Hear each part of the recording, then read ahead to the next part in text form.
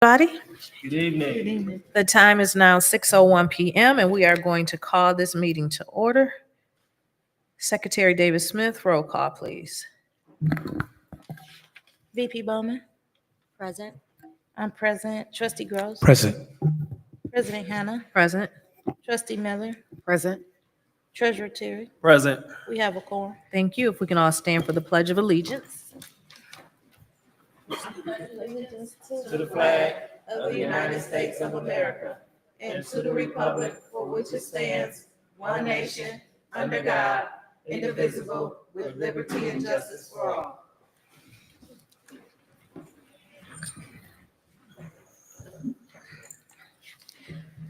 I would like to make an amend the agenda to add an update from the Pontiac Alumni Foundation to be added under regular working agenda, Board of Education for reporting. I'm sorry, you said.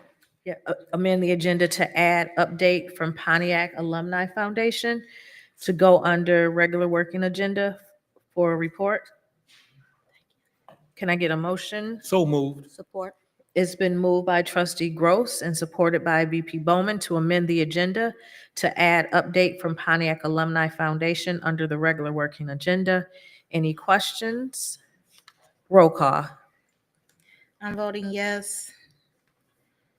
Trustee Gross, Yes. President Hannah, Yes. Trustee Miller, Yes. Treasurer Terry. Yes. VP Bowman, Yes. that passes 6-0. Thank you. And if I can get a motion to approve the amended agenda, please. So moved. Support. It's been moved by VP Bowman and supported by trustee Gross to approve the amended agenda. Any questions? Roll call. Trustee Gross, Yes. President Hannah, Yes. Trustee Miller, Yes. Treasurer Terry, Yes. VP Bowman, Yes. and I'm voting yes. That's 6-0. All right, thank you. Awards and recognition. Do we have any? Dr. Leverett?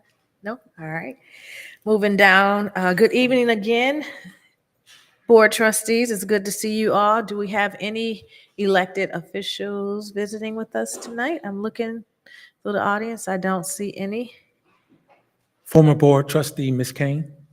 Yes, former board trustee who's also giving our report. Good to see you, Ms. Kane. All right, can I get a motion to approve the consent agenda? Consent agenda. So moved. Support. It's been moved by VP Bowman, supported by Treasurer Terry, to approve consent agenda items. Any questions? Roll call. 1 second. Trustee Gross, Yes. President Hannah, Yes. Trustee Miller, Yes. Treasurer Terry, Yes. VP Bowman, Yes. I'm voting yes.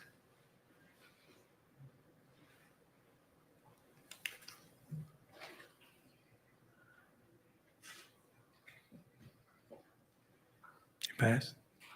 Oh, I'm sorry, that passes 6-0. All right, thank you.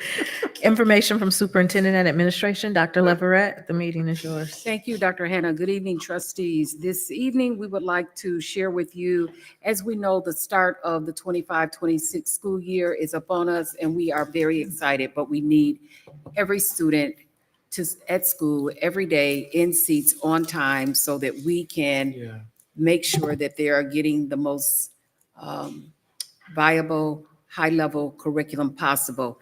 And so one of the ways that we do that is we have an attendance policy in place to make sure that we're meeting those needs. So this evening, I asked Tanya Dixon, the Director of Student Service, to share the VLAC process and procedures for enrollment, as well as the overall attendance policies and procedures for Pontiac School District. So the first report she will share will be about VLAC, which is Virtual Learning Academy Consortium. Pontiac School District offers a virtual learning option for students in grades K-12 through a partnership with Oakland Schools Virtual Learning Consortium, VLAC. Pontiac Schools will offer 30 spots to general education students. With the confirmation, students will enroll for an entire semester or the entire year. Special consideration will be given to students in special education.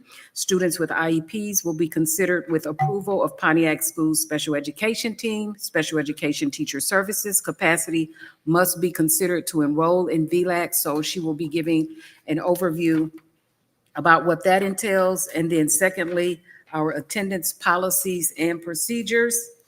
And every day counts, a united approach to student attendance. And so that is really the messaging behind the reports that Ms. Dixon will share with you this evening. A united support, a united wraparound to ensure that students are in school every day and ready to learn. Ms. Dixon. Good afternoon, everyone, or good evening. I'm Good Tanya evening. Dixon, Director of Student Services, and I'm here to talk about the VLAC process and why there is a need for it. Since COVID, we've had an uptick of students, or I should say an increase of students wanting to attend VLAC, and behavior problems and so on and so forth. Students wanted to attend VLAC.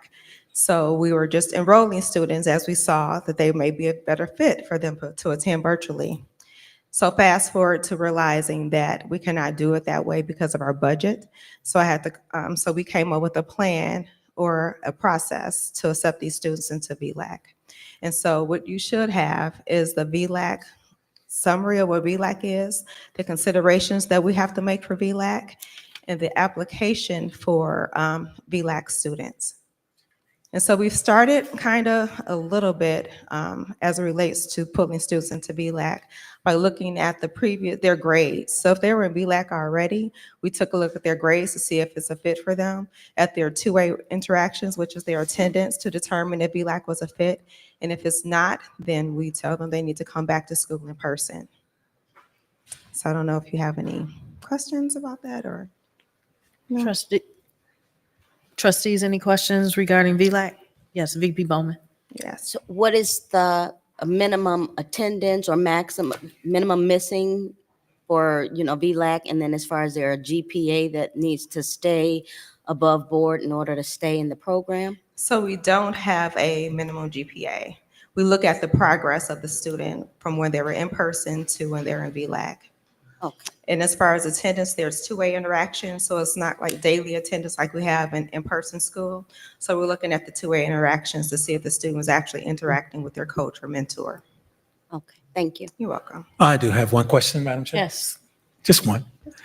If a child has shown progress, say, give you a hypothetical, they're on VLAC for the first semester of the school year, and they show some progress within VLAC, there's a possibility that they can actually return to the school year for second semester. So that's going to be case by case. Case by case. I Case by understand. case. Mhm. Thank you. You're welcome. Any other questions regarding VLAC? Okay. So moving on.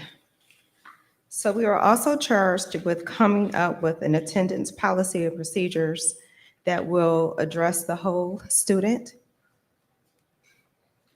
So I'm not sure if you have a copy of that, but I would just like to share with you the very first page. Every day counts, a united approach to student attendance.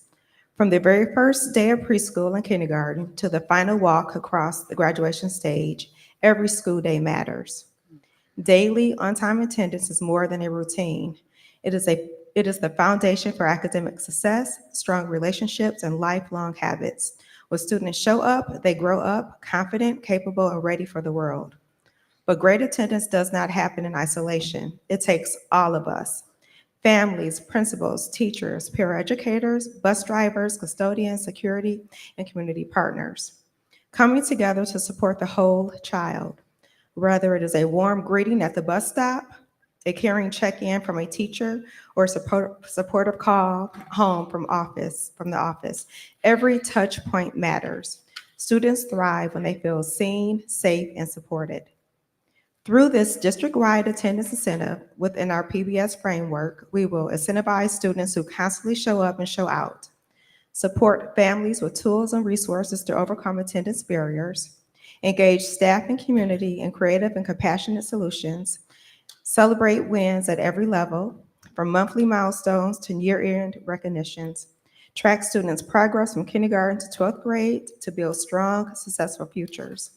The plan is not just about numbers, it is about connection, consistency, and community. It's about raising our attendance rates and lifting every student. When we all show up, we all win. Let us build a culture where showing up means being seen, valued, and being ready to succeed together. So that is our motto. And if you have the book or the electronic copy of this, you can look through and see what the monthly attendance reporting expectations are, what weekly attendance expectations are, how we're going to work together as a team, including teachers, counselors, administrators, admin assistants, family, community. It outlines all of that within this. So like I said, we're trying to address the whole child, and we're trying to not just go after those students with chronic absences, but to award those that are here every day. So that's that. All right, questions, trustees? Oh, We've had this discussion. I will- Okay. Yes. We will be All right. And I- meeting again soon. And I told him that. Yes. Right. I mean, she did that. I didn't do But that, but All I right, appreciate, can I say?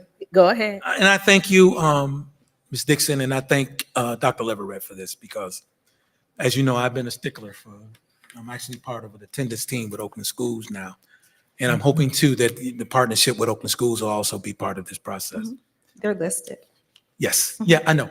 Okay. Yeah, I just wanted to make sure. Oh, yes. And we're going to meet, being the chairperson of the School Improvement Committee meeting, Ms. Dixon and I have been discussing this, and we're going to meet with all the parties involved with attendance and other changes to make sure that we're all on the same page together. Yes. And because if we're not, if one person is doing something that's great and the other is not, then share the ideas of what you're doing that is great.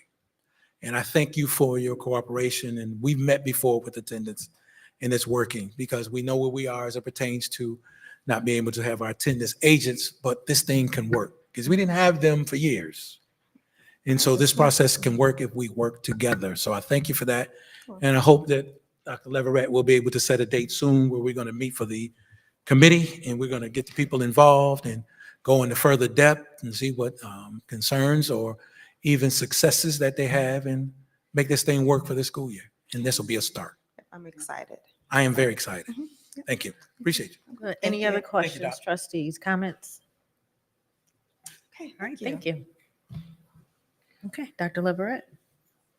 Thank you. This is for discussion, action, resolution calling for full permanent funding of IDEA, September 8th, 2025. Resolution calling for full permanent funding of IDEA. Background rationale. The Individuals with Disabilities Education Act, IDEA, was enacted in 1975 to ensure that all children with disabilities are guaranteed a free, appropriate public education in the least restrictive environment. When IDEA was first passed, Congress committed to fund up to 40% of the excess cost of educating students with disabilities. However, in nearly 5 decades since its passage, federal funding has never reached this promised level. On average, the federal government has covered less than 15% of these costs, leaving states and local school districts to absorb the overwhelming majority of expenses. The chronic underfunding places a significant strain on local school budgets, often requiring districts to divert resources away from general education programs to meet mandated special education services.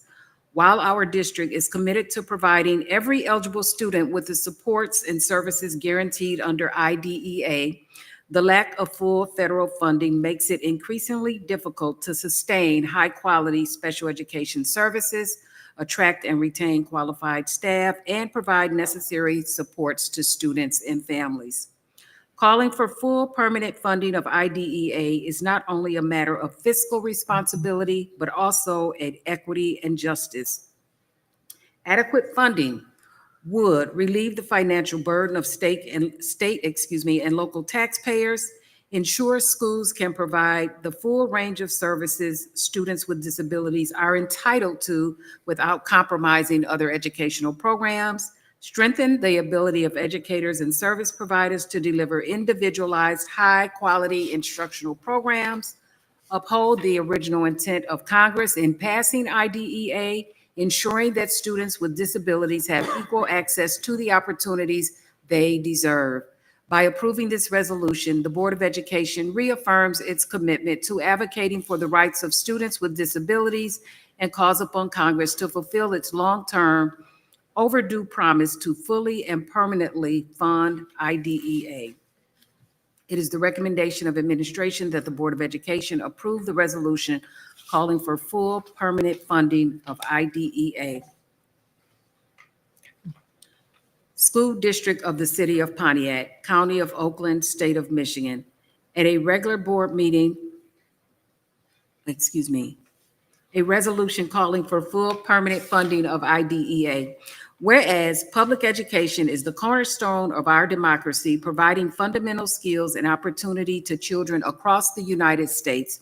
And whereas in the decade following the Great Recession, students across the U.S. lost nearly $600 billion from states' disinvestment in their public schools. And whereas prior to the COVID-19 pandemic, both state and federal funding for public schools was already failing to meet the critical needs of students across the country. And whereas since the COVID-19 pandemic, students have needed additional academic, social, emotional, and mental health needs being met through targeted programming and additional personnel, enhanced professional development opportunities, new technology, as well as critical updates to school facilities. And whereas research has consistently shown that increased education funding positively affects academic performance, increased graduation rates, and impacts future earnings. And whereas when the Individuals with Disabilities Education Act, IDEA, was passed in 1975, the federal government committed to pay 40% of the average per pupil expenditure for special education to ensure that every child with a disability has high access to a high quality education. And whereas the financial pledge for IDEA has never been met and is currently funded at approximately 10.7%, leaving a gap of billions of dollars needed for students. And whereas the school district of the city of Pontiac is proud to serve a student population that includes 16.7% of students with disabilities. And whereas when the school district of the city of Pontiac's cost to deliver the important services required under IDEA are not properly funded by the federal government, it requires us to reallocate money from other programs to make up for it. And whereas the federal underfunding of IDEA has negatively impacted the academic opportunities of all students for generations, not just those with disabilities. Now, therefore, be it resolved by the school district of the city of Pontiac as follows. The school district of the city of Pontiac School Board calls on Congress to immediately pass the IDEA Full Funding Act S.221/H.R.4519, which would create a 10-year mandatory path to fully fund IDEA. And the school district of the city of Pontiac School Board calls on the state legislature to provide adequate, equitable, and sustainable funding increases to districts to mitigate the harm caused by decades of underfunded schools. And the school district of the city of Pontiac School Board is committed to complying with all state and federal laws regarding the education of students with and without disabilities. And the school district of the city of Pontiac School Board has provided and will continue to provide a free, appropriate public education FAPE to all students with disabilities. That's good. Trustees, any comments or questions? No? Okay. All right, we'll move on down to the next item, Dr. Leverett.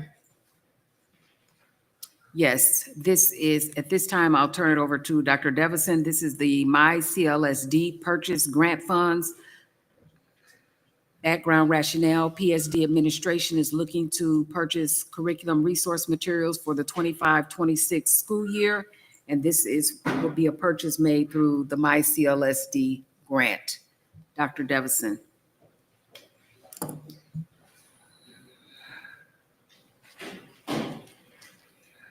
Good evening. Let me just get the bear, please.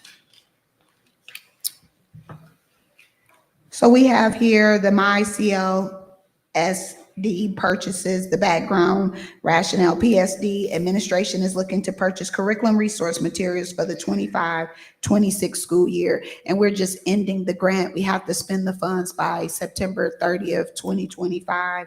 And they're listed here, all of the items, the ELE phonics books, also the MHSH book vending machine, elementary and middle school library updates, elementary, middle school family engagement literacy bags, the middle school, high school diverse libraries. And you have the cost here. It is the recommendation of the administration that the Board of Education approve the MyCLSD purchases in the amount of $572,000, $263.37.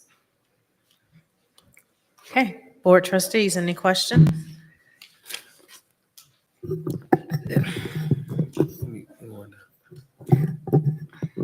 Yes, Treasurer Terry. Just a quick question regarding to the, I'm assuming these are all books, or is some of this gonna be digital? So if you look, some of it is phonics books, some of it is a vending machine, and then some of it is the update for the libraries in the libraries. And again, this is a part of the CLSD grant. Also the engagement literacy bags and the diverse libraries. So if you remember when we were here with the Michigan Department of Ed, we indicated that we would do the diverse libraries, and this is a part of that grant. And all of these books and I'm assuming materials relate basically back to our curriculum? And fit Correct. within the curriculum. Yes. Thank you. Trustee Miller, did you have your hand up? No, thank you. No. I do have a question for you, Dr. Devison. Ordering this material now, I know school just started last week. This is not to insinuate that we don't have materials already in place for the school year, right? But Definitely this is not. to supplement. This is a supplement and then to enhance. Okay.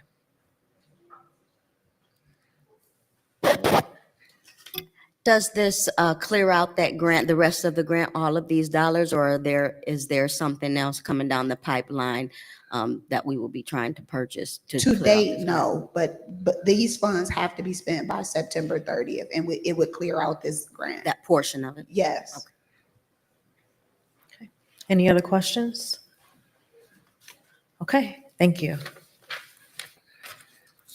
All right, trustees, action item approval of resolution calling for full permanent funding of IDEA. Can I get a motion?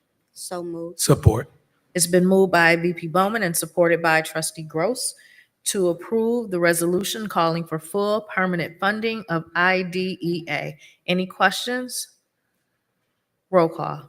President Hannah, Yes. Trustee Miller, Yes. Treasurer Terry, Yes. VP Bowman. Yes. I'm voting yes. Trustee Gross. Yes. That passes 6-0. Okay, thank you. Next item, approval of the MICLSD purchases. Can I get a motion? So move. Support. It's been moved by Treasurer Terry, supported by VP Bowman for the approval of the MICLSD purchases. Any questions? Yes. I have, go ahead, go ahead. No, you go ahead. No, you go ahead. No. Ladies first. All right. I have a question. Being that this is grant funded, and the recommendation for us to reconsider our curriculum, how much thought was put into, or was there any thought process behind potentially purchasing items that are more relevant and going towards the curriculum that we should start to enforce or for our students? Or is this the curriculum that we currently have that it was recommended that we do something different? So with the curriculum, we cannot supplant. This is a part of a grant. And in the grant with the Michigan Department of Ed, we indicated that we would do diverse libraries and also the vending machine. So these are things that we talked about. We put in the my KIP. And so this is just what we, as an extra, not something that we would be doing with curriculum. Okay, thank you. Trustee Gross. Yes, my concern is time frame. This information should have been brought to us earlier. And the reason why I say that, I have a concern. In the past, we have been approving items that have been given to us, I would say, in not a timely fashion. And as we evaluate some of these things that we have approved as a board, because first, we didn't get the information enough earlier to be able to take a look at this, dissect this, and I'm going to approve it, but I'm speaking from this point forward. And there have been specific things that this diocese have approved. And when we get the evaluation on these things that we approved, it didn't work. So I'm asking that when we have specific things, whether it's grant money or even coming from the general fund, that we get this information in a timely fashion, that we may be able to dissect this, because you're asking for our approval. And my hopes and prayers is that it works. But if it doesn't, the cost is $560-some thousand. We got to get out of this, doing this spare of the moment things. And this is asking for approval, and school started last week. We've done this in the past with other things, and I'm asking from this point forward, Dr. Leverett, I'm going to you. I don't want to hear from curriculum. I want to hear strictly from you from this point forward. And I want to move forward. So not to delay this, I'm asking in the future that when specific things come to us to be approved for our children as it pertains to whatever, curriculum, security, whatever, let's get this in a timely fashion so we can take a look at it and then make a clear-cut determination on this. This is what we need. That's all I'm asking. Okay. Thank you.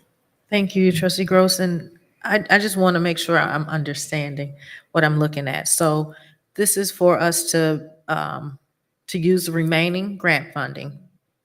That is, it ends September 30th. Correct. And this is for us to get extra materials such as the phonic books, a book vending machine, public PMS and ELE library updates, family engagement literacy bags, and diverse library. So these are supplemental to does not change the curriculum, but these are just extra materials that we're looking to purchase so that we can fully utilize the grant and not have to send the monies back. Correct. And this was something that we've submitted before. This is not something that's last minute. It's just due by the 30th, but this was already in the plan. Okay. Okay, I just wanted to make sure I understood. Any other comments, trustees?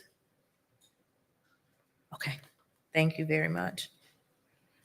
All right, can I get a motion for the approval of the MIS, those purchases? We already did that, so roll call, please. Trustee Miller, Yes. Treasurer Terry, Yes. VP Bowman. Yes. I'm voting yes. Trustee Gross. Yes.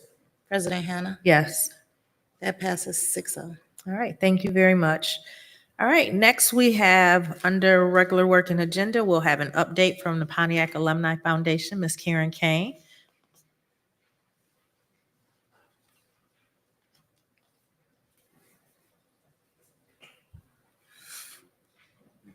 Make sure she watch her step. Make sure she watch her step. Yeah. Right. Watch her step. Go around here. Yeah, it's like, yeah.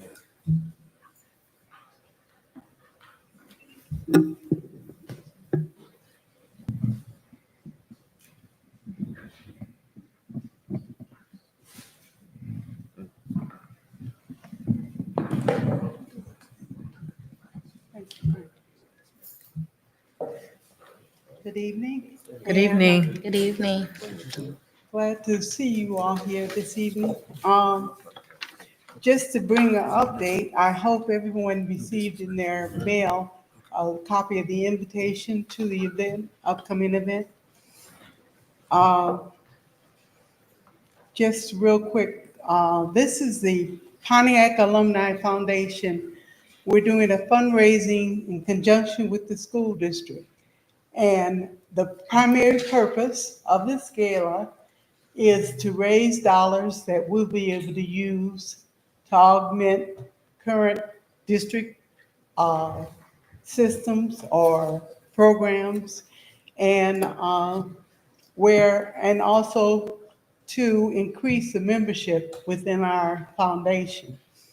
We have a lot of alumni who still live in the community but are not actively participating with the school district or with their kids in some cases within the district. And we'd like to increase the interest of our alumni in being involved in what is going on in the school district. Our fundraiser is scheduled to occur on Saturday, September 27th at 7 p.m. And this year we are honoring 3 alumni who have moved out, who have made successes of their lives and developed businesses, and they are now in a position they'd like to do something. Excuse me. They'd like to do something for the Pontiac School District. Because of the fact that they're aware that we as an organization are trying to help wherever we can, either through volunteering or raising dollars for different programs. This year, we are honoring Larry Brinker, who is of the Brinker Group. That is a company that is centered in the Detroit area, but he has over 800 employees, and he's been very successful in his construction company. We have Edwin Watson, who is a realtor and a property manager, but he lives out of state. He's in Indiana, but he would like to give something back. In fact, Mr. Watson is setting up a scholarship that he will fund each year for athletes in the Pontiac School District. We also have Ela Nichols, who owns the Highland House restaurants in the state of Michigan. He said he has 14 different locations in Michigan. He did have some out of state also. So we're trying to not only, would like to recognize them for their successes and also get them involved in what's going on here in the Pontiac district. Our keynote speaker will be Walter Moore, who is a former mayor of Pontiac. And so, who is an alumni of Pontiac. And our master of ceremonies is Terry Hodges, who is a famous comedian who has brought recognition to Pontiac. And all of this is going to be held at the Sunset Island nightclub, which is owned by Ronnie McNair here in Pontiac. And he is an alumni. So we are trying to support each other, at the same time bring recognition to the people who have graduated from the Pontiac system and who have gone out and been successful in life. Okay. And I'll entertain any questions anybody may have. All right. Yes, Trustee Gross. Well, thank you for that. And I'm glad that you brought this to our attention, but I won't be able to make it. Oh, That is the night with the class of 1980. We're having our 45th class reunion at Lafayette Grand the same night. And that's why I'm surprised. I'm going to talk to Ms. Wright about that. We discussed this because I wanted to be a part of this, but the class of 80 will be at the Lafayette Grand that night. Hopefully you can catch a little bit, if we leave, but I'm sorry going to miss that. And Mr. Watson is a good guy. Former All-State running back for Pontiac Northern and played at the University of Purdue. And a couple of stints in the NFL, so he's a good guy. But we're going to miss you that night. I'm sorry. We're gonna miss you too, but Yes, we do want you to be part of the foundation because. yes, we are. I am. So that we'll be doing things in the future. Yes. Too, and so we'd like you all to join in and. We have a wonderful partnership with them. We actually partnered with them and was able to bring a group in for the Dream Cruise. So Terry, the alumni was with us there. So that's part of our partnership here. And we do a lot of things together with Terry, the class of 80 does. And so we're looking forward to even doing more, provide you with funds to give out scholarships for the class of 1980. But that night we'll be missing. But thank you for the information. I appreciate it. Thank you. Treasurer Terry? I did have a quick question. So for those that are interested, do you happen to know how much it is to join? And then if they are interested, who should they reach out to? Okay, the tickets are $75 a person for an alumni, or $100 for a person who may not have attended Pontiac schools. And we are, thanks to the generosity of the board, we do receive mail here at the school district. So if anyone is interested in purchasing tickets, they can mail their check to the school district Pontiac Alumni in care of the Pontiac School District. And I can also give my telephone number. It's 248-941-2874. And I'll be glad to take any information if people are interested in attending. And then in addition to the gala, what if they were looking to, I guess, join the foundation? What would they need to do? Okay. Everybody who attends the gala will automatically be considered a member, and they'll start receiving communications about the activities that we're involved in and things that we'd like to do within the district. Okay. So they'll just become part of our mailing list, and they'll be able to join in if we have meetings or if we have activities or opportunities for them to volunteer their services. Okay. Thank you. Trustee VP Bowman or Trustee Miller, any questions? Comments? No?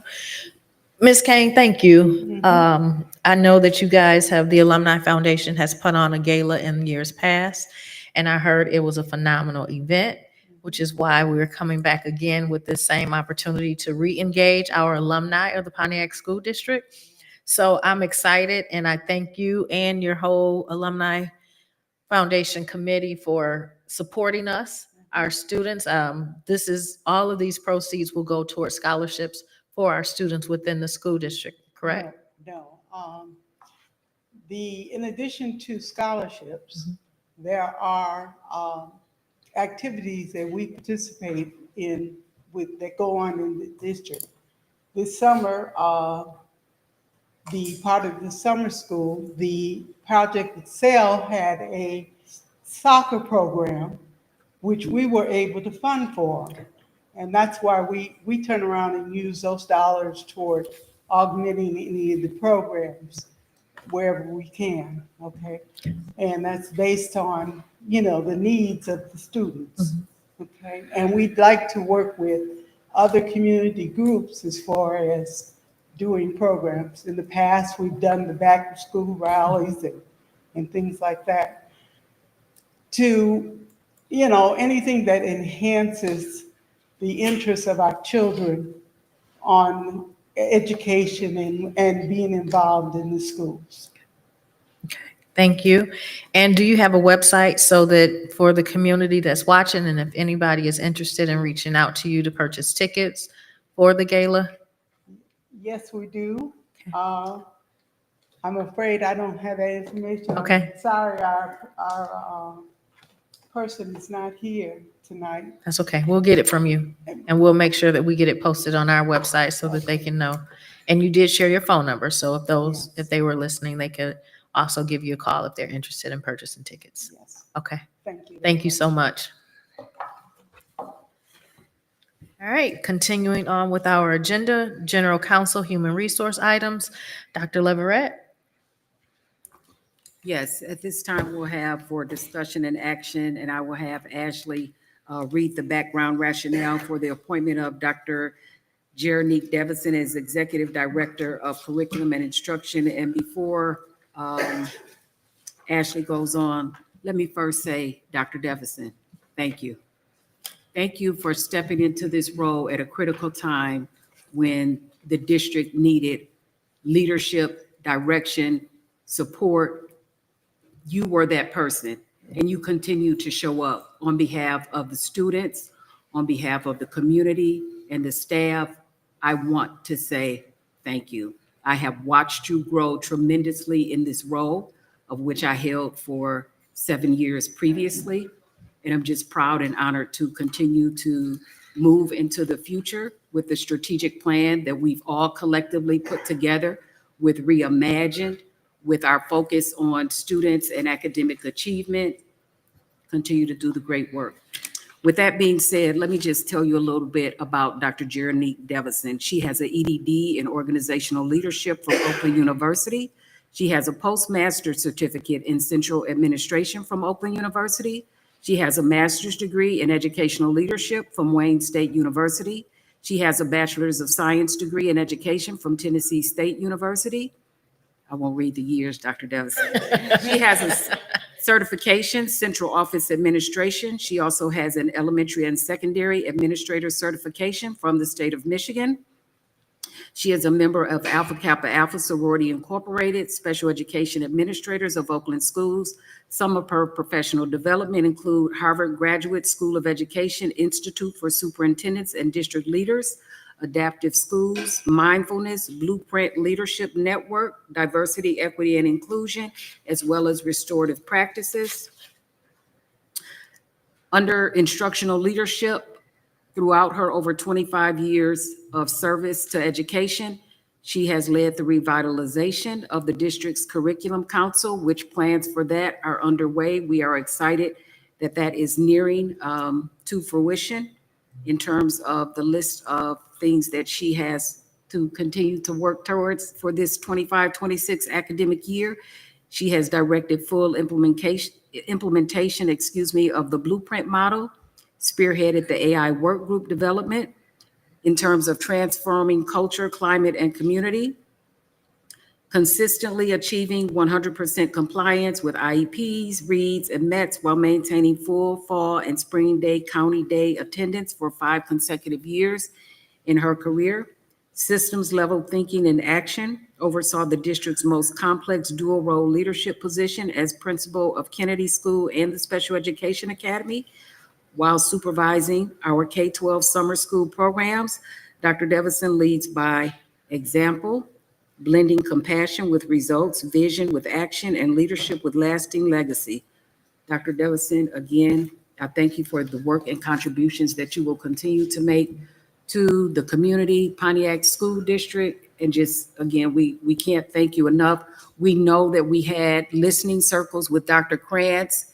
Those results from that listening circle clearly states, and I can speak again from experience, that it is a huge, huge lift and responsibility to run and operate and lead systems in an educational, a pre-K-12 educational institute. This, I continue to say, this is a complex organization.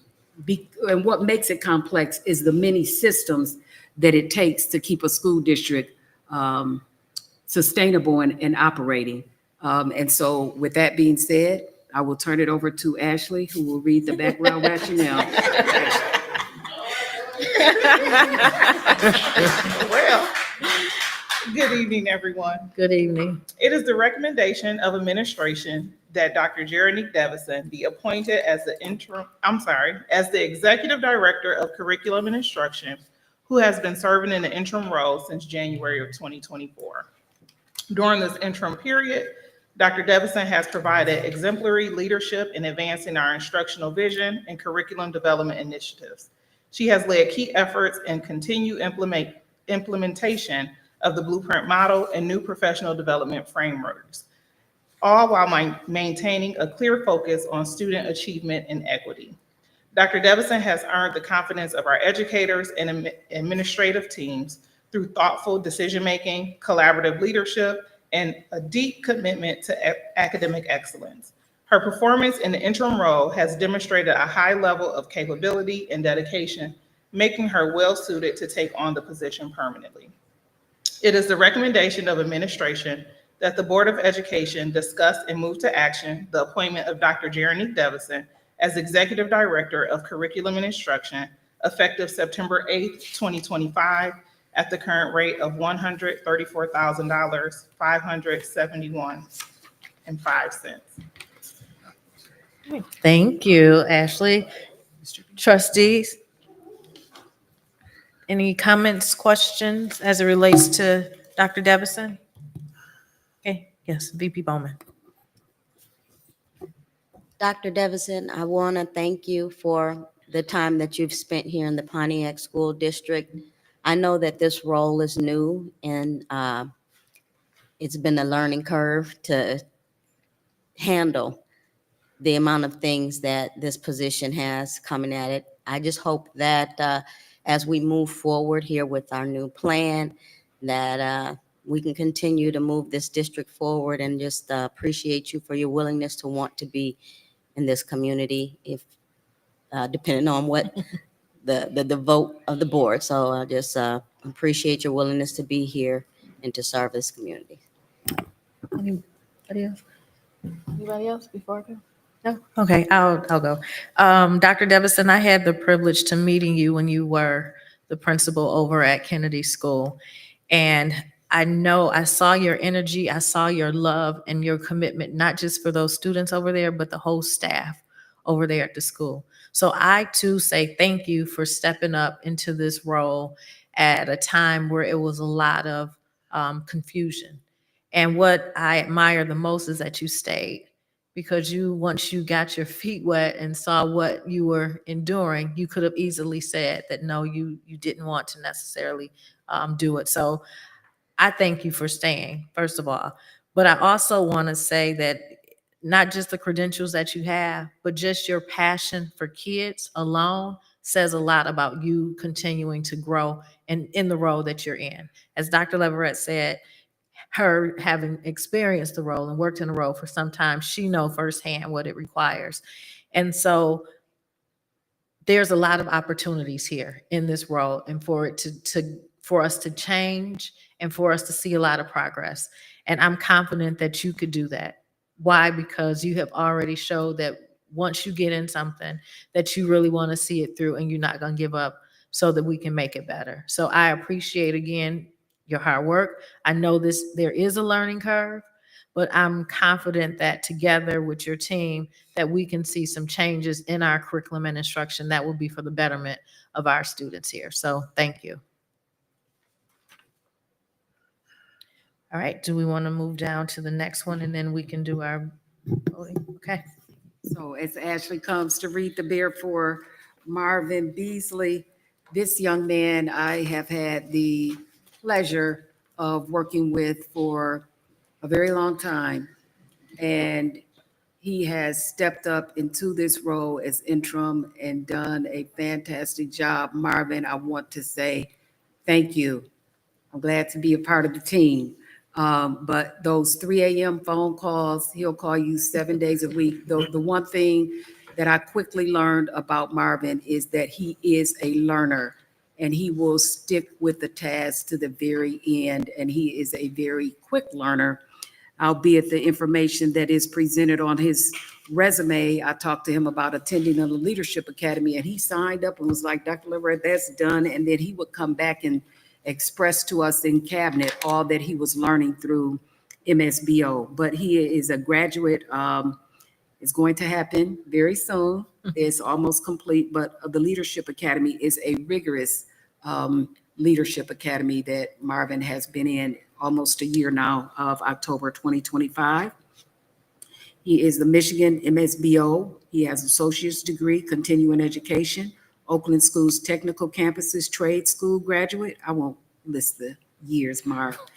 His certifications and license include MSBO Facilities Director, MSBO Certified Purchasing Officer, MSBO Operation Director, HVAC certification, MSBO Chief Financial Officer, MSBO Specialist in Educational Data.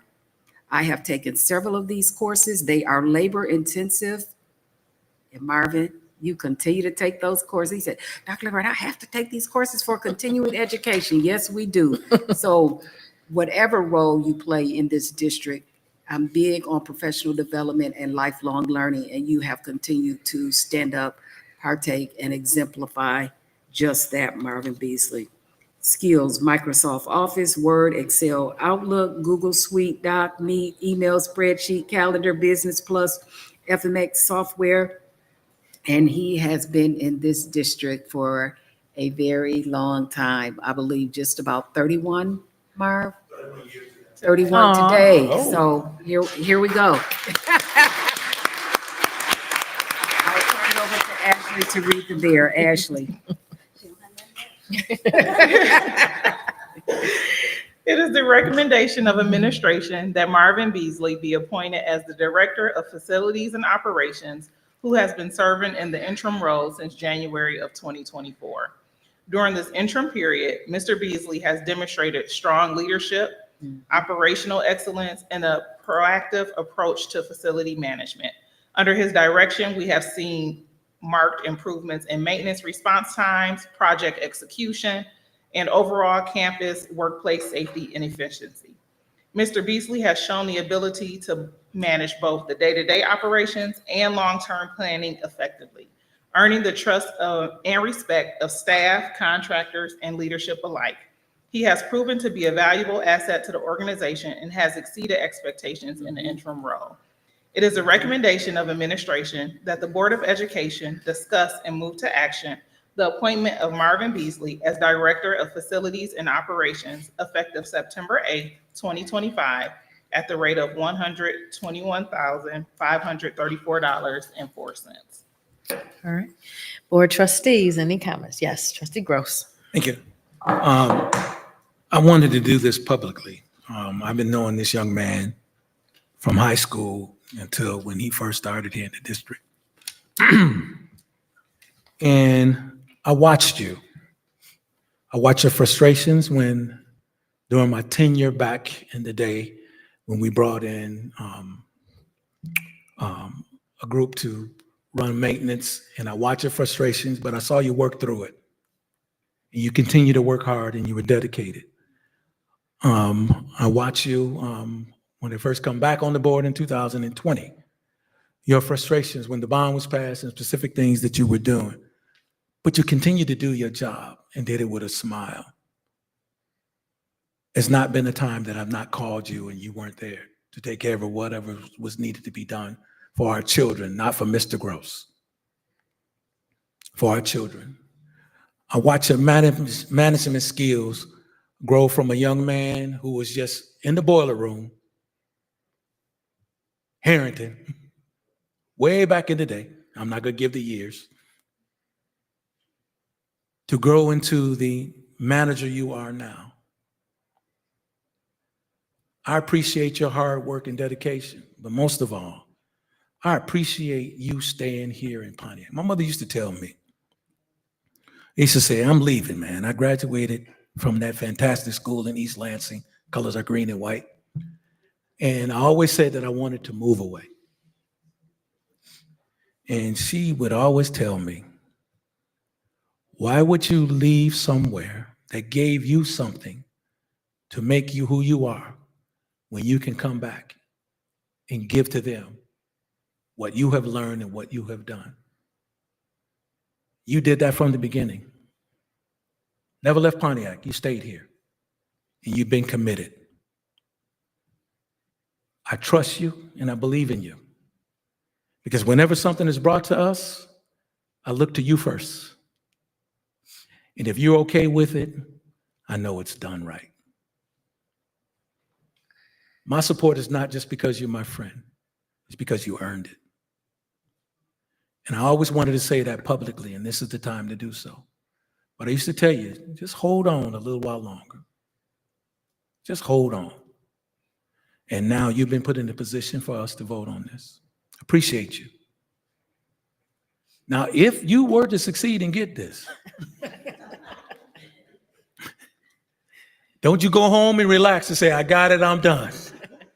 Because then, I'm going to use terrible English. I ain't got no problem with calling you on the phone and fussing you out. I said fussing. But you, my guy, and I appreciate you for being steadfast. Thank you. All right. Any other trustees? All right, VP Bowman. Mr. Beasley, Mr. Marvin Beasley, I just want my personal thank you for what you do for this community, how you show up every day, even when everybody's home, if something happened in this district, sometimes you're the man up, most of the time, all the time. But just know that from top to bottom, you show up great and it's appreciated, because every time there's something that needs to be done, you say, hey, wait, let me make sure me and my team can handle it before we go out. You on point, you make sure our kids are safe, you make sure our buildings are well ran. So just know that the things that you do, you're appreciated, and good luck today with this vote. Anybody else? All right, I'll go. Mr. Marvin Beasley, I have much admiration for you. Since joining this board and getting to see you work throughout this district, your dedication, your commitment, your work ethic is stellar. You have shown up for this district at times when I know you should have been taking care of yourself and your family. The fact that we're having this conversation today on your 31st year anniversary with this district, this is so fitting. Your willingness to keep learning, and most importantly, your respect for leadership. Even when you didn't like or don't like what's being told or what's said, you continue to do the work. It didn't even matter what your title was, because you still continue to do the work. And so for that, I have much respect for you, so much appreciation for you. And I want to say thank you for continuing to be dedicated and committed to these kids, for our students here and the staff. All right, any other comments? All right, moving on down for action items. Can I get a motion for the approval of appointment of Dr. Jeronique Devison as Executive Director of Curriculum and Instruction? So moved. Support. It's been moved by VP Bowman, supported by Treasurer Terry, for the approval of appointment of Dr. Jeronique Devison as Executive Director of Curriculum and Instruction. Any questions? Roll call, please. Treasurer Terry, Yes. VP Bowman. Yes. I'm voting yes. Trustee Gross. No. President Hannah. Yes. Trustee Miller. No. That passes 4-2.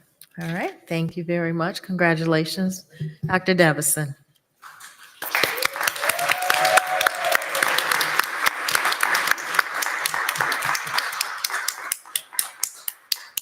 Are there any comments? You want to say anything before we move on to the next one? As they say in the church, I won't be before you long. I just would like for my curriculum and instruction team to please stand. I cannot do this work without them, so I am better because of them. So CNI, please stand. CNI, please stand. Also want to celebrate the building administrators that are here and present. Please stand. Again, my job is better because of the work that they do in the buildings. I know Kennedy was here live and on point, so thank them as well. My lovely husband is here, Pastor Terrence Devison. Hurt and all, he's here with me to support me. My daughter Joy, J-O-I, is in the back. And then my mother is here as well. And my father is here in spirit. She has a chain with his thumbprint on. And my father told me I can do anything. A little girl from the east side of Detroit. He said I can do anything. And I promise you, I'm doing anything and everything that God gives me to do. And I just say thank you. All right, thank you.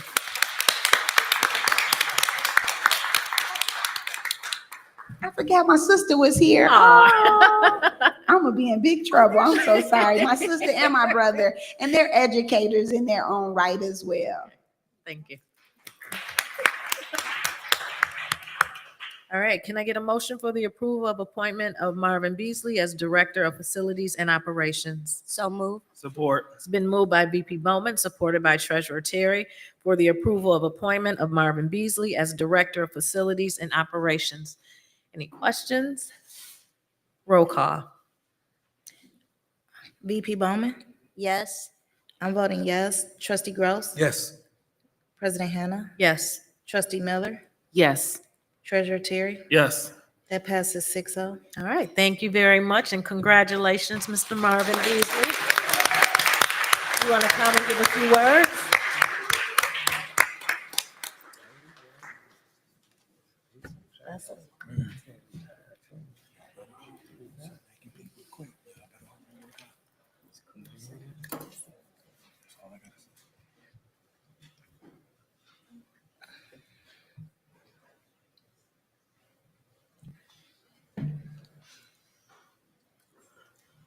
Wow. I say thank you, everyone. It's been a long time. Been here for a long time. First, I got to thank my wife, Navita, who's here with me. You better. We've been through a lot here. Yeah. I want to also thank her mother publicly, because actually her mother introduced me to the job, Cynthia Keys, many years ago. And I am a Pontiac product. Very proud of that. I'm emotional right now because we've been through a lot. Yeah. The last 6 years, my family. And my wife has been doing a lot with me. But again, I'm a product of Pontiac School District. And just want people to know that through helping people and being there for everybody and being on some one team, just imagine what comes out of it, me. And I just want to thank all you guys again, especially Dr. Larry Reggie. We spend a lot of time together talking. And again, even Lynn, for example, Lynn been working for a long time. I appreciate everything she do every single day. Without Lynn on that job, I couldn't do what I do. And my whole facilities team. I utilize everyone around me as a team member to work. Again, like Kevin said, I've been knowing Kevin for a long time. Long time. And I really appreciate everything everybody done for me. I've learned a lot from everybody. I take bits and pieces from people and I learn. Me and Doc had a conversation on this administrative side, like, I can build this building, but boy, this administrative meetings, come on, man. There's a lot of school going on here, but I understand and I appreciate everything you've done for me and my family. So I want to thank everyone in this room, because without you guys, I couldn't do what I do. It's a team effort at Pontiac Schools. And I want everybody to know the good things we're doing here. And it's not all about the negative things we're doing here. We're doing a lot. We're making it move. Again, every day I watch these kids come to these schools. I watch them come to these buildings. They come in here smiling with pride. Harrington, that's my baby forever. So that's a project we took on, Doc, together. And I got to say, we made it together, completed together. But I think without you board members, though, we couldn't have done our job. So you guys allowed us to do that job. So I want to thank everybody here that played a part in us doing what we have to do to continue to make Pontiac better. So thank you, everyone in this room, for everything we've done to continue. Thank you. Appreciate you. Thank you.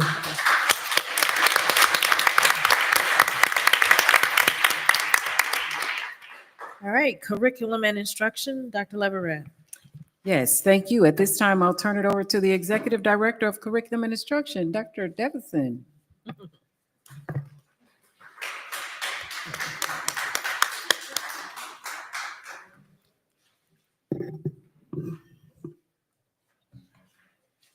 Okay, if the CNI team can come on up, because we're going to do the slides.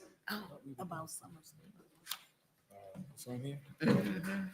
Oh, I see it. Summer school presentation. Good afternoon. We're going to go ahead and get started. So we're talking today about summer school for 2025. And you can go ahead with the slide, Ms. Cynthia. So this is our team. No longer interim. Congratulations to myself. Real time. I want to give a shout out to Michelle. She's not here, but Michelle is definitely in our corner. When you think about someone who has your support and puts up prayers for us, so shout out to Michelle if you are watching.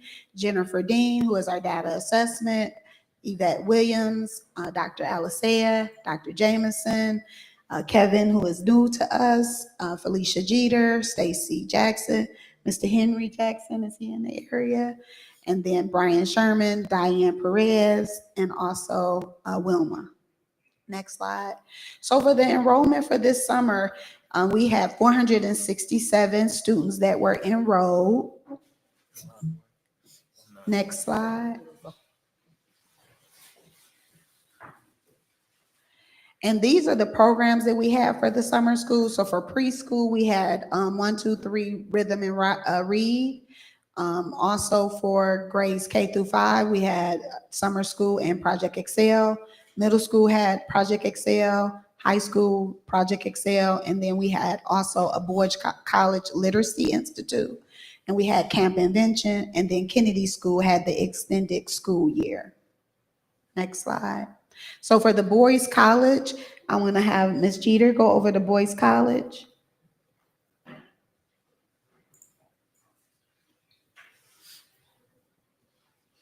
Good evening. Boys College is a literacy institute program that advanced literacy skills for students who are struggling with comprehension using the framework of Dr. Alfred Tatum, which is the MRM framework. We took 10 third through fifth grade students who were on the verge of being successful with comprehension skills. We had them engage with text, with social studies and natural science. They increased their daily reading volume. They was able to have some outlets to showcase their writing and collaborate with their peers on cause-based reading and discussion.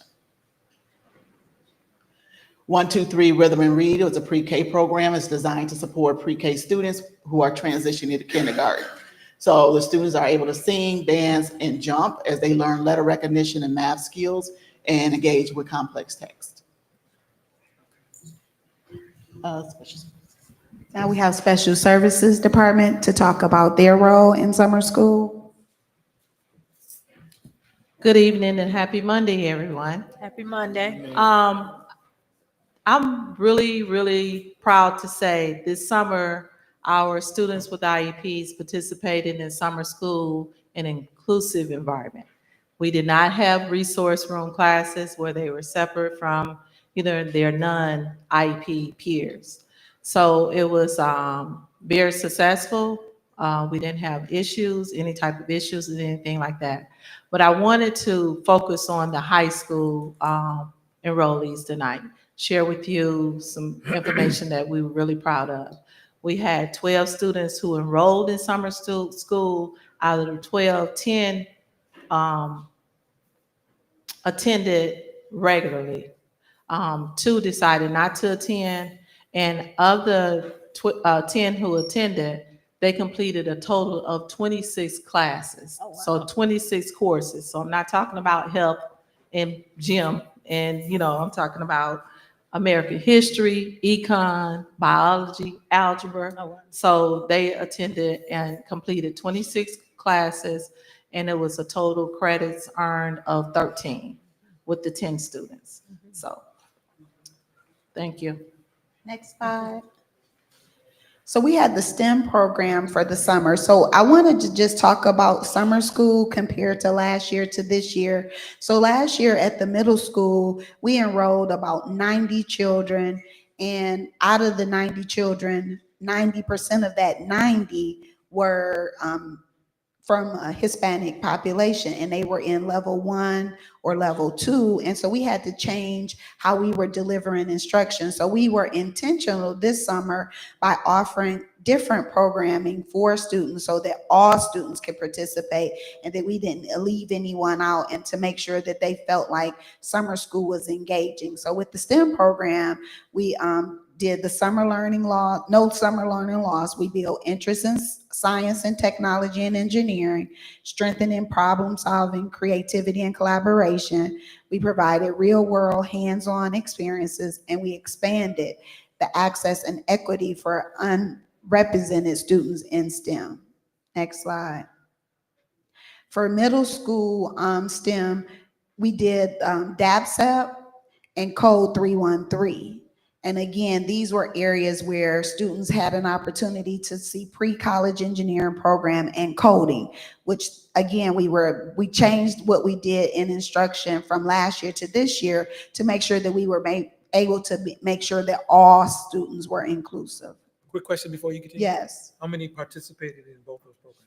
For the, you would have to take me back to the enrollment for the beginning. Oh, I'm sorry. Yeah. So it would have been all of the middle school students, so 6th through 8th grade. They which is- participated in DAPSET? Yes. And the 313 coding, all of the middle school. Next, can we go back to the next slide? And again, that was all from last year when we did the planning or not planning. We were more intentional about what the students offered or what we offer for them this summer. In addition to that, we kept saying, what can we do to get more students to want to come to summer school? Next slide. And these were just some of the examples of that.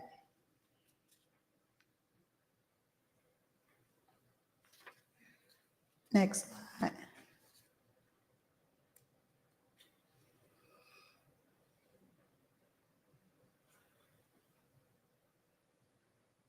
Next slide. So as it relates to MTSS summer school tiered support, as we know that MTSS is all about tier 1 instruction, but we were specific around tier 2 for the summer. And these are some of the activities that we did under tier 2 instruction. We did vocabulary building, phonics instruction, reading comprehension. We had manipulative, small groups. In addition to that, for the ESL population, we had vocabulary development, phonics, reading comprehension, intentional small groups for the level 1 students. And we had modified materials inside the USA National Geographic Learning Curriculum. And in addition to that, we did targeted interventions based on students identify SEL. So that's around their social emotional learning. We did check-ins and check-outs. We had social workers available, targeted counseling, restorative chats, structured breaks, and again, small groups. For math, these were the areas that we focused on.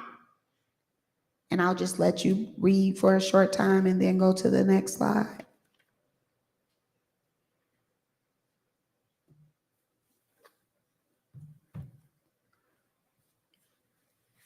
Next slide.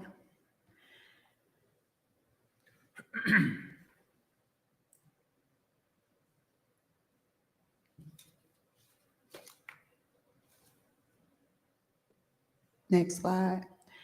And so for the ELA, did you want to go over that? Or you want, it's okay for them to read the slides? What's your pleasure? Okay.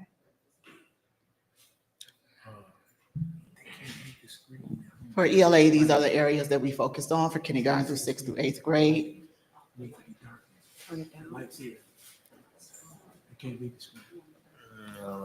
Yeah. We'll have her to let Frank know if we can Yeah. turn the lights. They're having difficulty at home seeing the screen because of the lighting.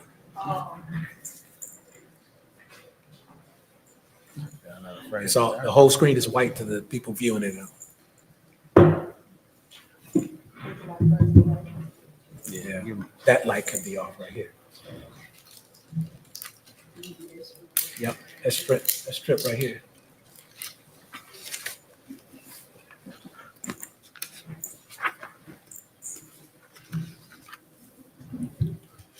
That went down at all. It's dimming. Yeah. That's the one.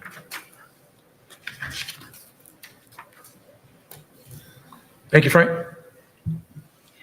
And to align with the STEM immersion program of Code 313 and DASEP, the middle school students participated in a novel book study around the wild robot by Peter Brown. They were able to make connections to the story and what they were learning in the programs they participated in.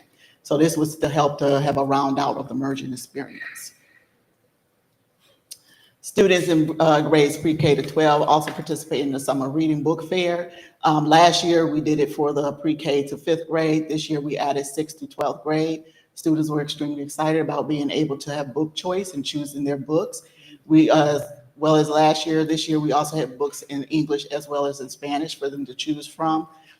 We were able to actually gather data around that as well of what students were interested in. We found out that a lot of students were interested in graphic novels and things like that. So that also helps when we were doing the classroom library surveys with students, and they were able to go in and look at books. We use that data as well as this data to help determine what books to put into the classroom libraries for the diverse libraries.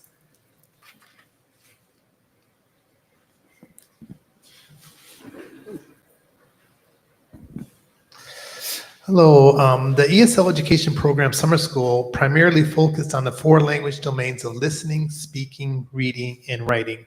Priority of service was given to our newcomer level 1 students, English learners who have may experience interruption in schooling during the regular school year. I'm proud to say that 6 of our EL high school students in the credit recovery program, they completed their credits that was needed for a high school diploma. So that was great.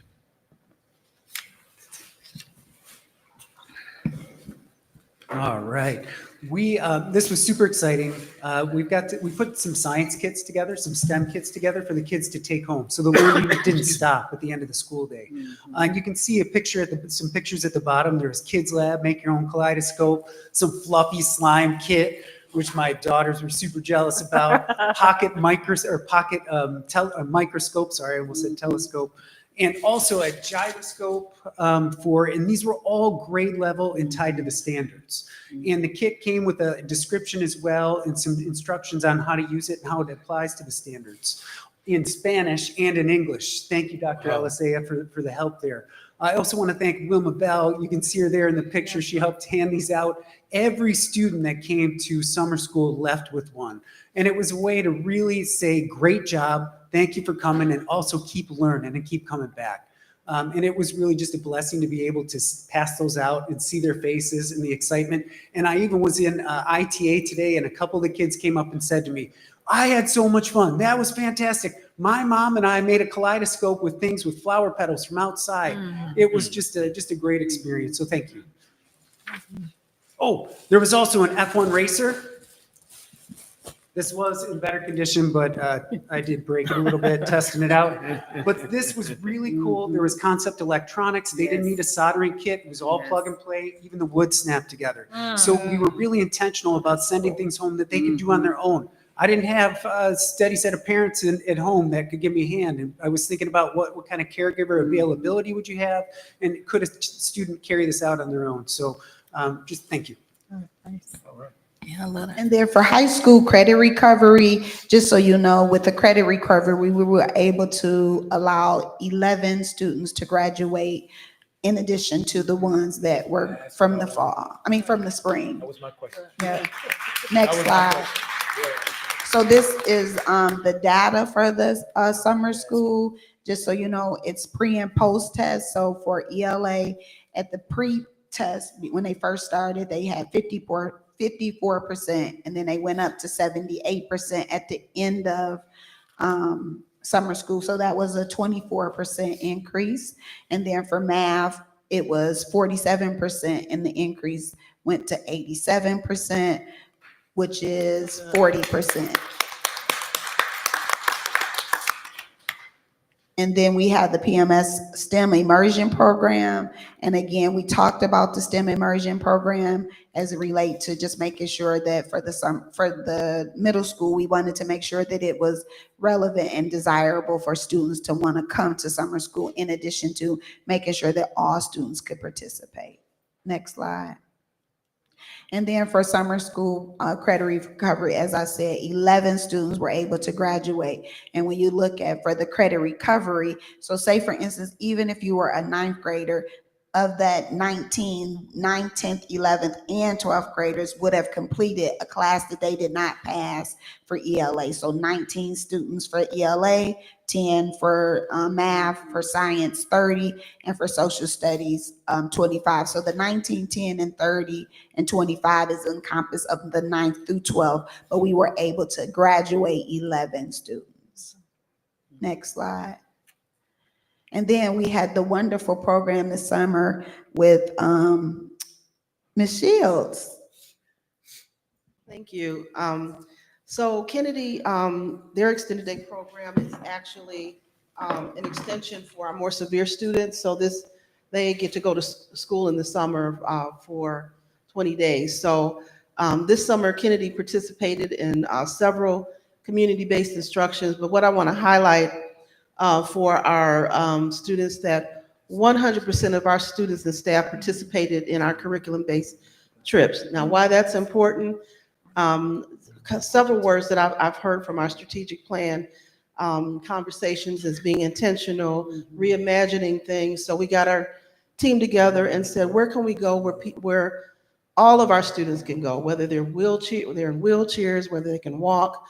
So when I say 100% of our students and staff participated, that's a big deal. That means that they could go, and we went to places like Cook's Dairy Farm, we went to a nature center, we went to the county state fair, and then we did adaptive bowling. So this aligns to what students do when they graduate, where they can volunteer, where they can work, and where they can find leisure activities. So exposure is everything, because some of our students don't get a chance to go to some places that everybody else gets to go to just when they want to. So I'm really proud of that. And then I'm really, really proud of our back to school block party. That was a huge success for Kennedy. So more than 200 students from the Pontiac School District. We partnered with the Special Education Department. Thank you, Dr. Jameson, for partnering with us to do that. It was hosted by Kennedy, and we had over 30 vendors to participate with our activity. We had first student came, and they brought a bus, and they talked about transportation questions and supplied pop and chips. Thank you, Trustee David Smith, for bringing the treat truck. So we appreciate that. QTMC provided DJ entertainment. We had a food bank distribution for our families.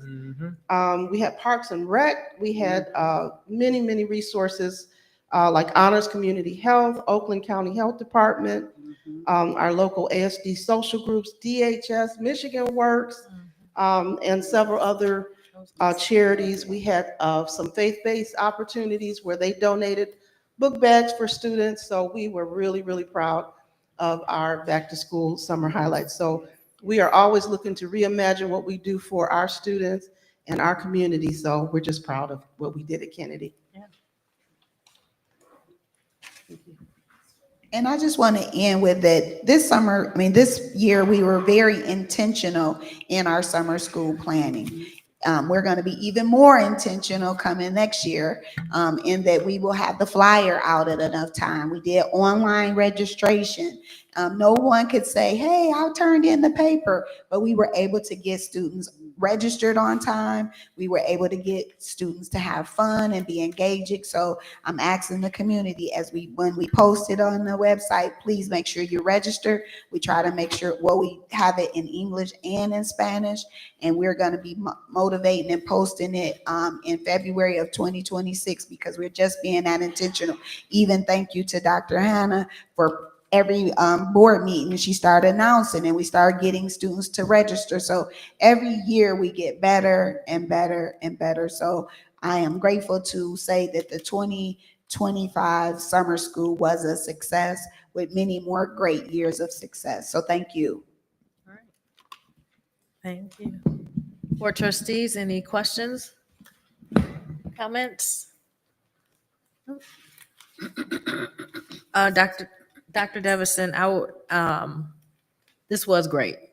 I know we've talked before about summer school and how do we get students to come and just the whole saga. We have students that register, but then they don't show up. But what I was really pleased to see is a lot of the enrichment and hands-on engagement that was awarded our students this year.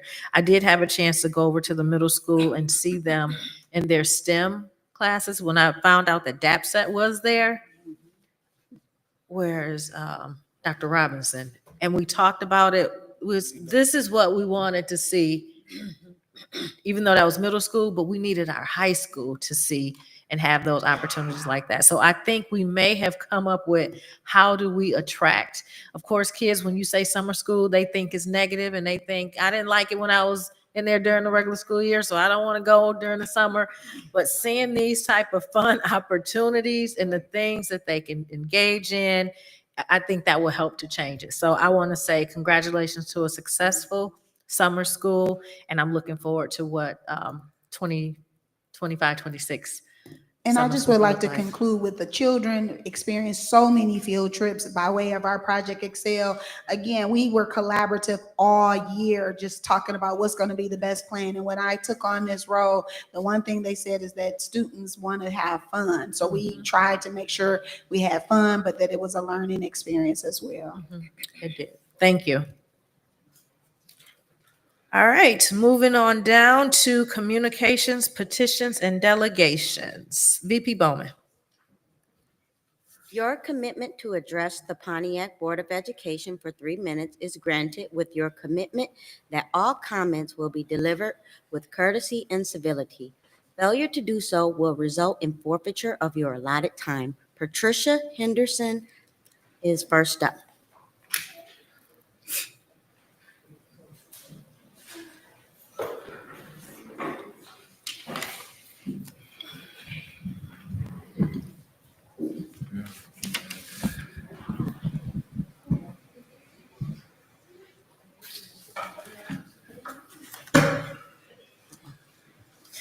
Okay.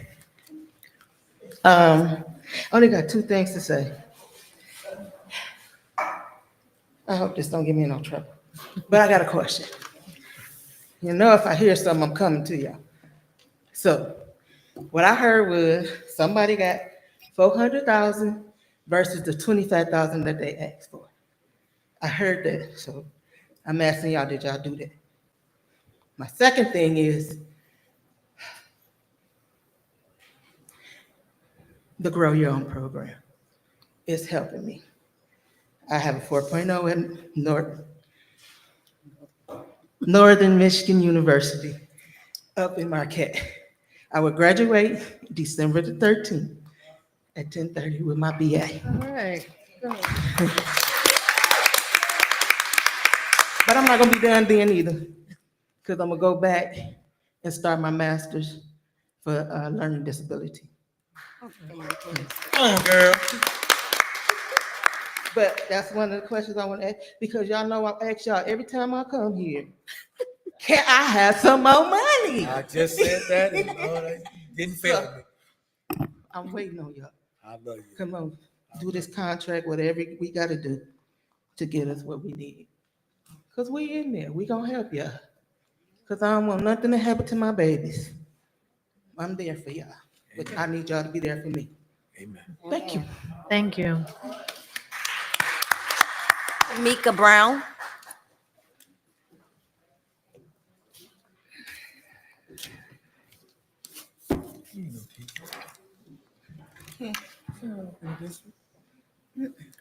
Should I read this again?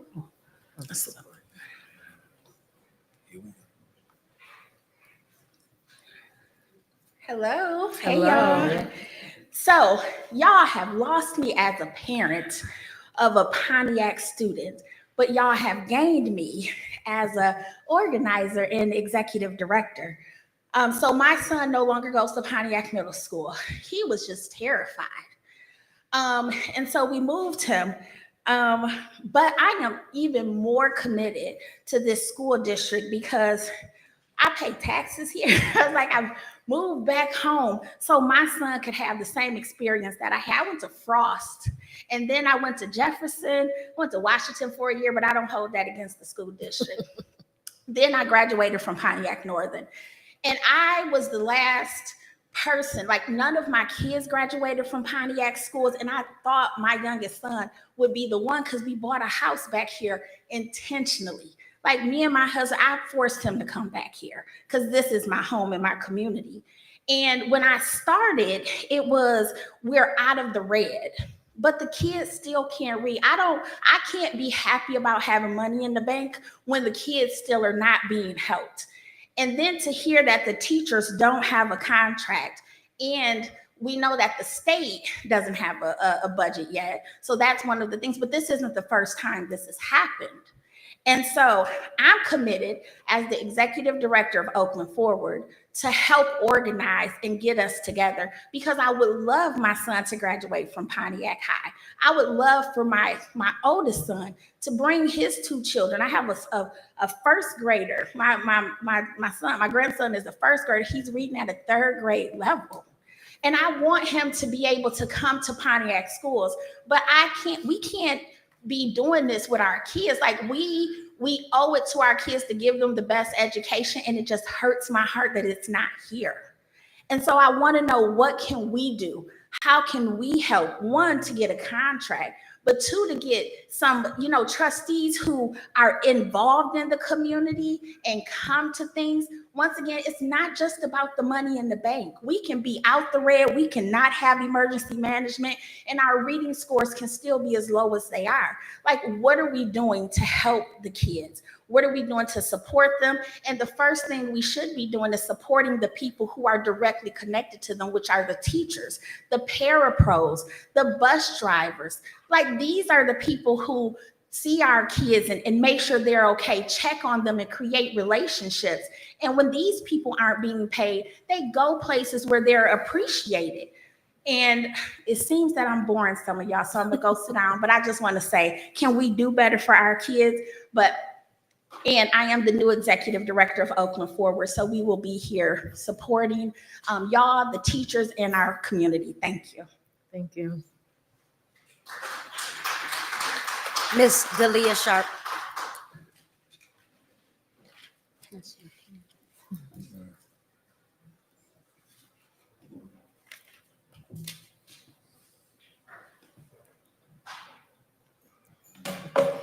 Good evening. Good evening. Hey, most of you all know, or some of you know me, Delia Sharp, as the Executive Director of Identify Your Dream, but I'm actually here as the new interim deputy director at Oakland Forward. And so I am here with Oakland Forward under their restorative justice diversion program, or to help with that. So it's still in alignment with Identify Your Dream. But I'm here to talk about the Safe Home and Safe Schools law. It passed in 2024, which requires that school districts inform their parents and caregiver community about Michigan's safe gun storage law every year. First, I want to tell you a little bit about secure gun storage and why it's so important.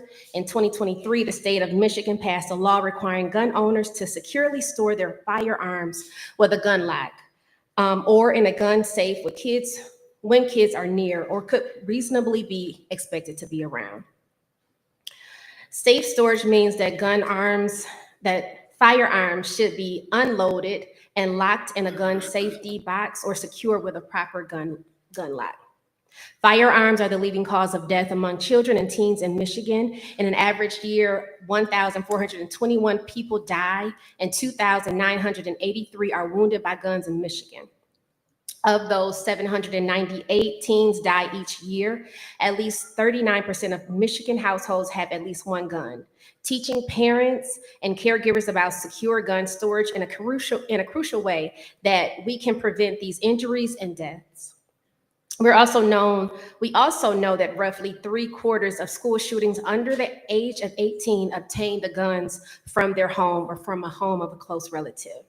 I also want to share with you all why this issue is personal to me. I'm not here just in my professional role, but I'm here as a sibling who lost my brother to death by firearm. And that loss reshaped my family forever. And I know firsthand the lifelong grief that follows. No family should have to experience that devastation of losing a child, a parent, a sibling, anything. So I'm just here really to just hold you all accountable, make sure that you get those the information to the parents. I know that they're supposed to be passed out to the parents by October 1st. And so it is still in process, but I believe you'll get your material. And we just want to be helpful, whatever we can do to support passing out those gun locks. So thank you. Thank you. Thank you. All right, moving down to board comments. Board comments and announcements. We'll start. Trustee Miller? Thank you, President. I don't have any comments for this evening. Okay. Trustee Gross? Thank you. Once again, good evening all.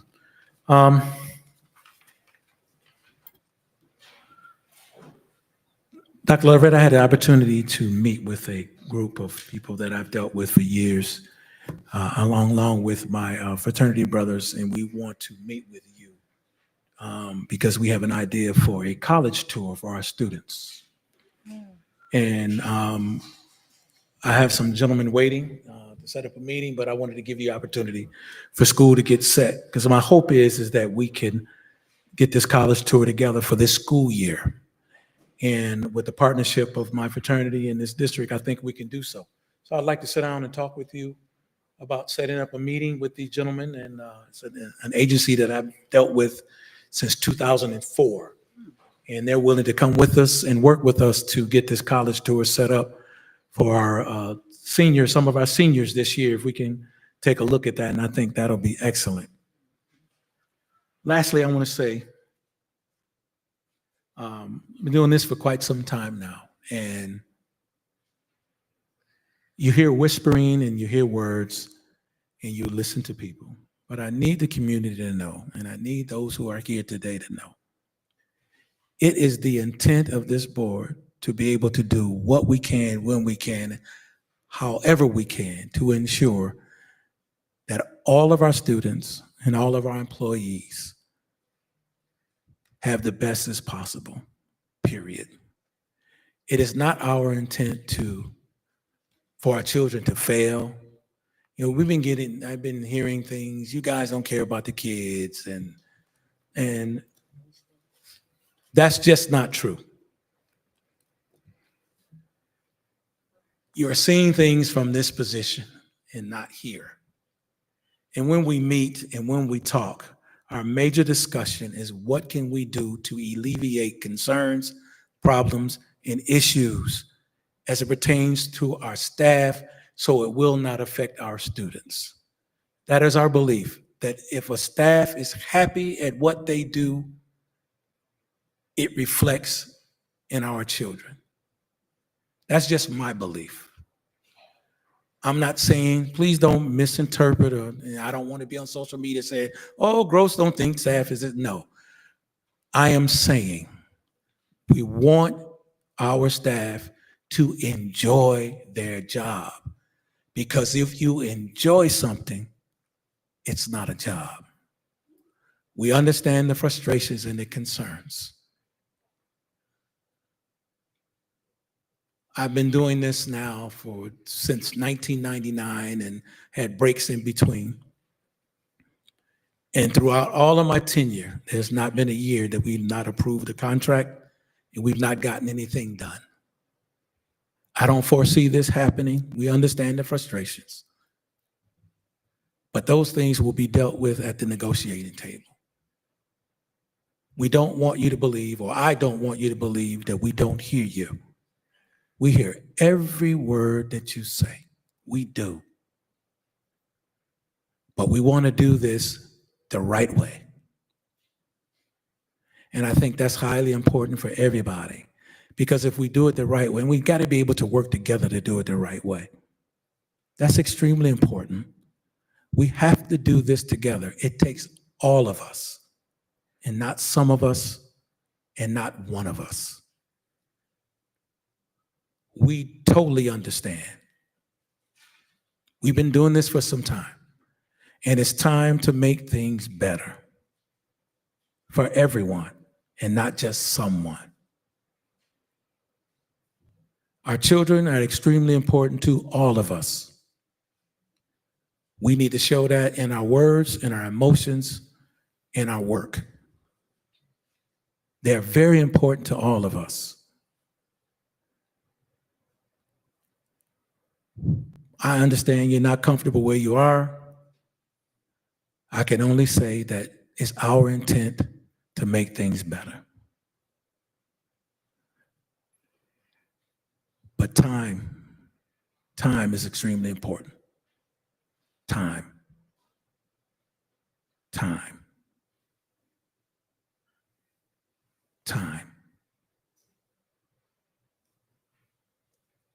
That's it. I appreciate you. Thank you. Good night.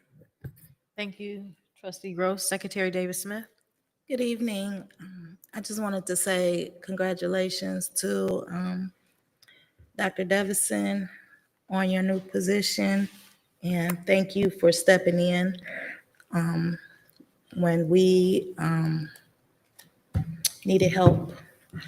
And also, happy anniversary to Marvin Beasley, and congratulations on your new position as well. And thank you for always being there and stepping up when we needed you as well.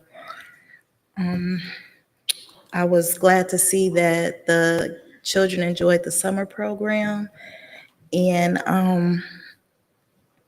also, I'm excited about our school year, our upcoming school year. So I say it all the time, but it takes all of us in order for us to have a successful district. My dream and wish is that our children have a fun, safe, and equitable education. And it's going to take all of us, and all of us have to be held accountable, and it starts from the top. And also, education starts from home. As a new educator, what I have learned is that teachers are we're beat up on, and everybody feel like it's the teacher's job to do X, Y, and Z.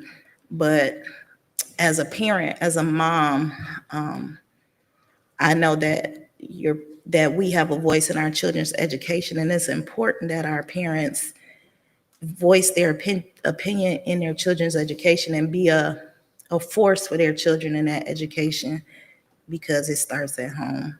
That's where our kids learn to talk.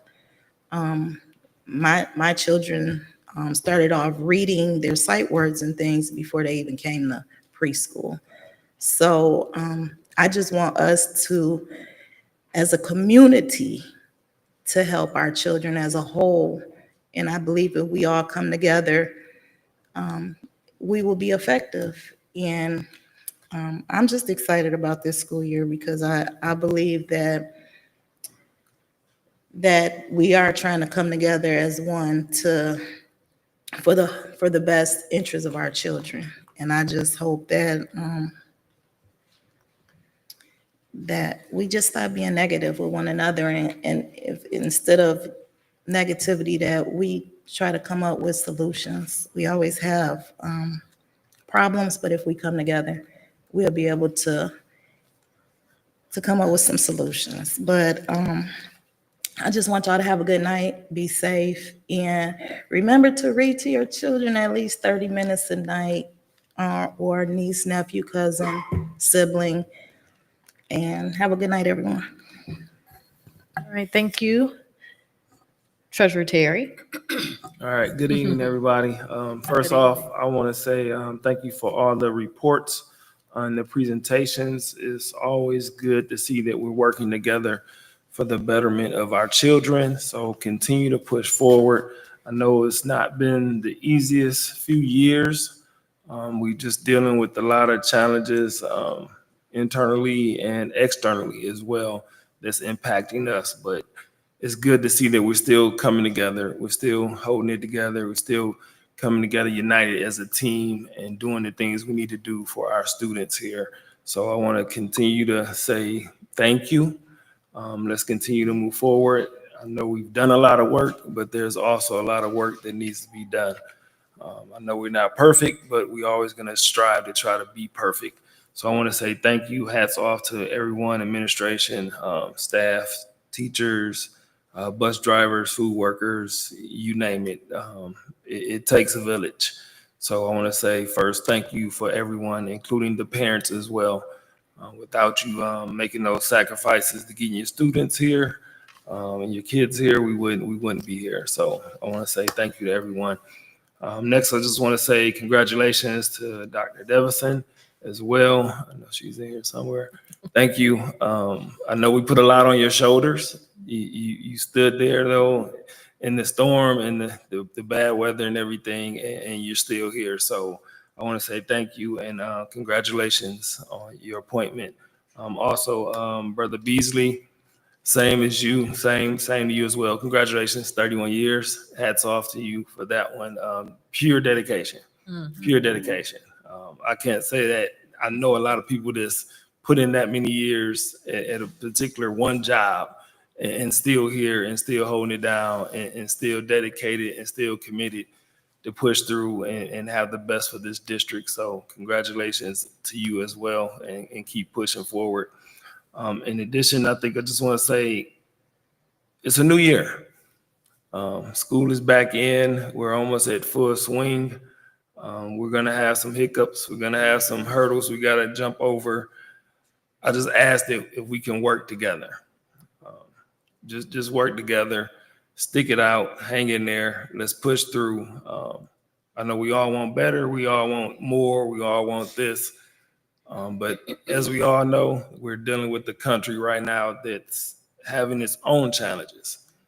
And the challenges are real because it's impacting us as a district and that's going to impact our students.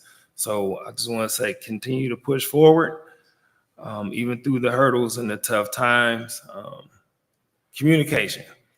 Let's reach out before we jump the gun and put all the issues and struggles out there. Let's try to communicate. Let's break down those barriers. Let's break down those walls. Let's see if we can come to that solution and resolve it. Some things are just minor, little stuff. I'd rather be up here focusing on the bigger items and the bigger picture and making sure that we're still pushing forward in the future. So thank you for everyone, and thank you everyone online as well for your time sitting there and listening. And that's all I have for tonight. Thank you. Thank you. VP Bowman? Good evening, everyone. This was a very nice meeting and congratulations to Dr. Devison and Mar. Just, you all are appreciated. And for those of you here in the audience who do not work for Pontiac School District, thank you for showing up. Those who do work for the Pontiac School District, thank you for showing up. Parents, family, friends, thank you for community members who continue to press this district forward. We are not perfect, but we are here to serve. Oftentimes, we get met with what we're not doing properly and how we could have done things better, but we're all human. Just because we were elected to sit in certain seats, don't remove the human aspect of who we are.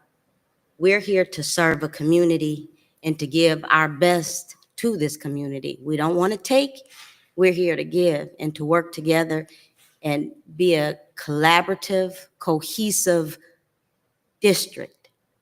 But we can't do that alone. We need everyone in this. Every community member holds a stake in this thing. We are doing this together, and we must do it together in order for us to continue to press forward. So I just ask, as some of my trustees said, before we attack, how about we seek understanding? I'm glad to see that you all are here, and just know that this board is committed. This board is committed to all of our staff, all of our students. We are not perfect, and I'll just use this small analogy. When you're driving real fast and you need to turn a car, you can turn, but when you're steering a ship and you need to turn real fast, it's not the same. It doesn't equate. This is a ship. This isn't a fast-moving small car. This is a ship, a big ship, that when we have to turn, we have to do it together. We have to be on one accord as a community and as a district. So with that being said, thank you to my trustees for your willingness to continue to serve, and community of Pontiac, we've got this. We're continuing to move forward. We rise like the phoenix as always. So thank you very much, and everyone have a good evening. Thank you. That's good. All right, welcome back. Now that we are in the second week of school, did summer go by fast? It did, but here we are. It's a new school year, so we got new opportunities for new challenges, as we said, but we also got new opportunities for a lot of positive things to take place. And so I'm really looking forward to all of the newness, the new opportunities that we have. One of the things we said we want to definitely do better this school year is we're going to be louder than the negative. We are going to do a better job of telling the Pontiac School District story, the good things that are happening in our school district. So we are looking forward to those opportunities to do just that. Congratulations again to Dr. Devison, to Mr. Beasley. We're going to keep doing the work and we're going to keep moving forward. I wanted to share tonight, State Representative Brenda Carter, she couldn't be here tonight, but she provides the board with updates as it relates to the state of our education in this country. And a lot of us know that within our country, there's a lot of uncertainty, and there was a plan that the leader had, and his plan is to demolish the Department of Education. And every day, it seems like we're seeing different pieces of his plan come into place. And so one of the things the state representative has done is provided us with her latest updates. And when she sent this to us, she preferenced and said, I know it's going to change.